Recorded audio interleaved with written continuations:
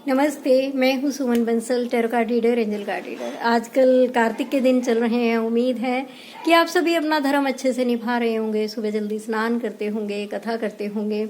और मैं अक्सर बोला करती हूँ कि धर्म तो देखिए मन का होता है, शरीर की अवस्था से होता है। अगर हेल्थ अलाउ नहीं करती तो इतना ज़्यादा दुख तकलीफ पाने की ज़रूरत नहीं है। अपनी सुविधा के अनुसार आप थोड़ा सा अर्ली मॉर्निंग 4-5 बजे मत उठिए, आप 6 बजे तक उठ सकते हैं। और आप अगर ठंडे पानी से स्नान नहीं कर सकते तो कोई बात नहीं, आप गुनगुना पानी भी ले सकते हैं। आप कथा को ध्यान से पढ़िए, ये सब विधान आपको वहाँ पर नज़र आ जाएंगे। वो क्या है कि ट्रेंड है कि कार्तिक का महीना है और कथा सुननी है, लेकिन कथा में है क्या ये किसी को नहीं मालूम। ध्यान से पढ़ते ही नहीं, सुनते ही नहीं, बस उनको पता है। आमतौर पर लोगों को ये पता होता है कि सुनना है, लेकिन क्या चल रहा है सूक्ष्म सूक्ष्म शब्दों पर बिल्कुल भी विचार नहीं किया जाता, उनके अर्थों पर विचार नहीं किया जाता। ये सब चीज़ें आप ध्यान से जब कथा सुनेंगे ना तो आपको मिल जाएगी। तो इसलिए मैं बोलती हूँ कि अपनी शरीर की अवस्था के अनुसार आप अपना धर्म निभाइए।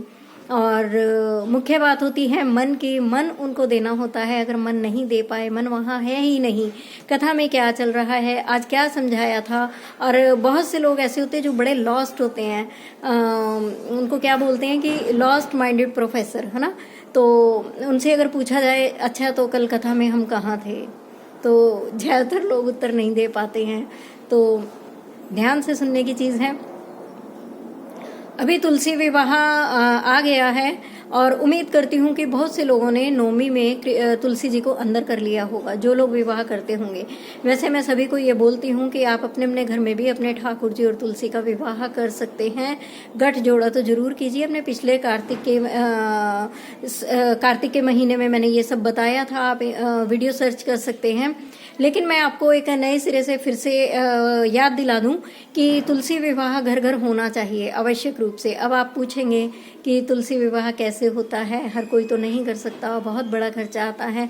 अरे नहीं नहीं, ये सब चिंता करने की ज़रूरत नहीं है, ऐसा नहीं है ज़रूरी। आप अपने ही घर में ठाकुर और तुलसी जी का विवाह करा सकते हैं। मात्र मैं बार बार आपको बोलती हूँ कि केवल एक साड़ी और एक ठाकुर जी का जो जोड़ा है, यानी कि पैंट शर्ट, धोती कुर्ता, कुछ भी, अथवा गर्म कंबल, लोई, कुछ भी आप ये करके और कुछ उस पर दान दक्षिणा, फल, मिठाई इत्यादि रख कर आप उनके फेरे भी करवा सकते हैं। और अगर आप थोड़ा सा अच्छा करना चाहते हैं तो आप किन्हीं भी पंडित जी को हायर कर सकते हैं और जैसा वो दिशा निर्देश देंगे आप कर सकते हैं। आप थोड़ा और अच्छा करना चाहते हैं, आप अपने रिश्तेदारों को बुला सकते हैं। आप थोड़ा सा और अच्छा करना चाहते हैं, फ्रेंड्स को बुला सकते हैं, गली पड़ोस, आसपास। देखिए, सबसे पहले तो आसपास के लोगों को इनवाइट करना ही बनता है। इन सब के साथ आप एक उत्सव भी मना सकते हैं। डिपेंड करता है कि आपकी पॉकेट कितनी है। नहीं अगर पॉकेट अलाउ करती तो आप एक साड़ी, एक जोड़ा निकाल कर उस पर कुछ खाने पीने का सामान रखकर और कुछ 500-1100 रुपये दक्षिणा देकर भी आप कर सकते हैं। देखिए, जब कोई ब्राह्मण आएगा और इतना समय लगाएगा तो इतना तो बनता ही है। तो घर घर तुलसी विवाह होना चाहिए। और मैं आपको यहाँ पर एक बात और बता दूं कि आमतौर पर मैंने देखा है कि तुलसी विवाह के नाम पर भी बहुत पॉलिटिक्स होती हैं। क्योंकि देखिए, ये सब मुझे समाज में जब देखने को मिलता है तभी मैं इस विषय पर बोलती हूँ, तभी विषय मेरे माइंड में आते हैं। तो इन दिनों मैंने देखा है कि तुलसी विवाह पर क्या किया जाता है। जो ब्राह्मण महीना भर आपके सामने बोलते हैं बैठकर, और वो आपको कितना अच्छा भी समझाते हैं, बहुत जगह नहीं समझाते हैं क्योंकि उनको ऐसा करने पर भी हम लोग ही बाध्य करते हैं।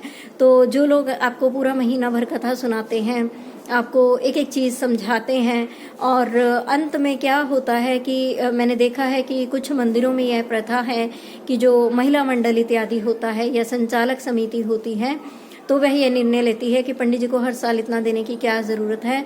और वो साल भर यजमानी करके बहुत वैसे भी कमा लेते हैं, लोग इन लोगों को बहुत देते हैं। तो क्यों ना किसी गरीब कन्या का विवाह कर दिया जाए। और ऐसा सोचकर वे उस ब्राह्मण को उन चीज़ों से वंचित कर देते हैं। और मंदिर में ही मैंने अक्सर देखा है कि पेटियां पड़ी होती हैं, उनमें वो सामान डाल दिया जाता है। तो यहाँ पर मैं आपको एक बात बता दूं कि दान की जो यह एक अच्छी गति नहीं है। दान चलता ही भला है। दान हो जाने के पश्चात चीज़ को एक दिन भी नहीं रोकना चाहिए, उस पर पूरा और पूरा कथा कहने वाले का पूर्णतया हक है। अगर कथा किसी और ने की है, किसी और के माध्यम से आप कथा सुन रहे हैं, तब भी भले ही वह ब्राह्मण है अथवा नहीं है, उस दान का, क्योंकि उसके परिश्रम से आया है, उस दान पर प्रथम अधिकार उसका है।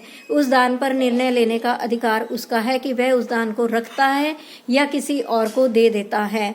ज्यादातर देखिए दान है और कोई भी नहीं रखता, और दान को आगे ब्राह्मण को ही दे दिया जाता है।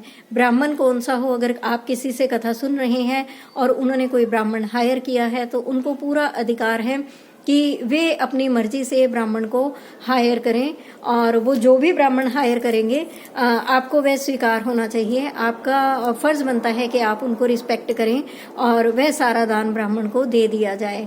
तो इन छोटी छोटी, अगर आप ऐसा नहीं करते तो क्या है कि सबसे पहले तो अगर आप अपनी मर्जी के अनुसार, कुछ लोग यह करते हैं कि भी नहीं, मैं उनको दान नहीं दूंगा या दूंगी, मैंने किसी अन्य को दान देना है।